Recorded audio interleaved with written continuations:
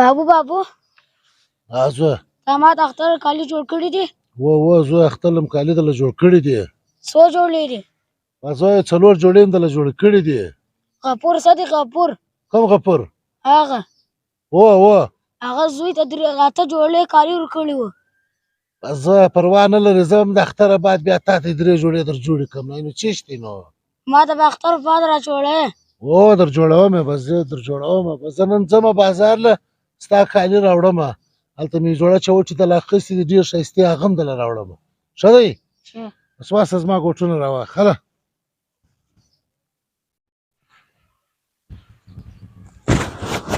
هله یا بسم الله. لکه زعفرانه دلته راځه زویه.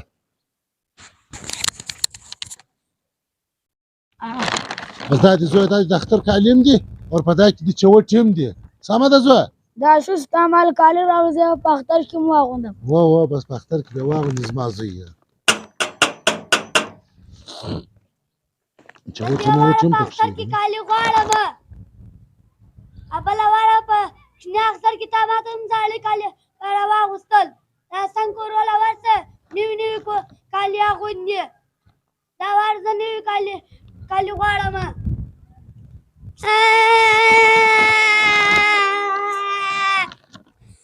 دا وار په اختر کې نوي کالي غواړم. ورسه دا څوک دي دا د باندې زاړي؟ هله بیداره ورسه. هله څوک و؟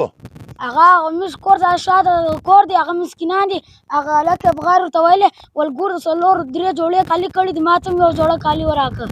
ښه نو پلار یې مسکین دی، اختر کالي یې نه ورکړي هلک ته؟ ښه نو دی چیرې اوس؟ هلته بغیر ورته وایي اوس په کوڅه کې پروت دی بغیر یې وایي؟ بس سمه ده زویه، دی به وکړو. ستا خو 3 جوړې کپړې دي، 2 جوړه کپړې، 1 جوړه چوټې به ده ته ورکړو، دی به اختر کې تېر کړي. زویه څه وایه؟ صحیح دی. ور یې کړمه؟ بس ټیک دی، بس زه یې وروړمه. دی د باندې پروت دی؟ بس زه یې وروړمه. بس زه اوس ورځم.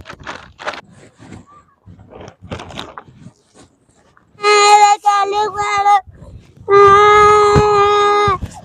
کالي غواړم. لکه خبره وره، ولې زاړې؟ اختر کالي یې نه دي راکړي. اختر کالي پلار نه یې درکړي؟ نو ته په دې زاړې؟ دا دې زه ته ولې بغیر وایې؟ دا د نوي کالي دي د اختر، دا د نوي چوټې دي.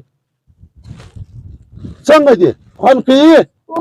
خوشحاله یې اوس به مور و پلار ته بیا بغیر نه وایې؟ یا زویه سړی بغیر نه وایي.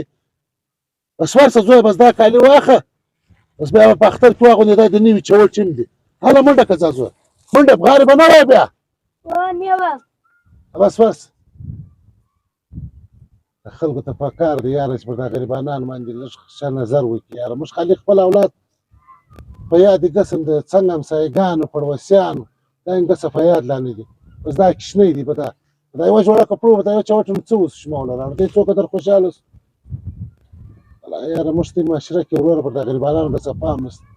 الله پاک دې موږ ته توفیق راکړي وروره چې موږ په دا غریبانانو باندې لږ نظر وکړو.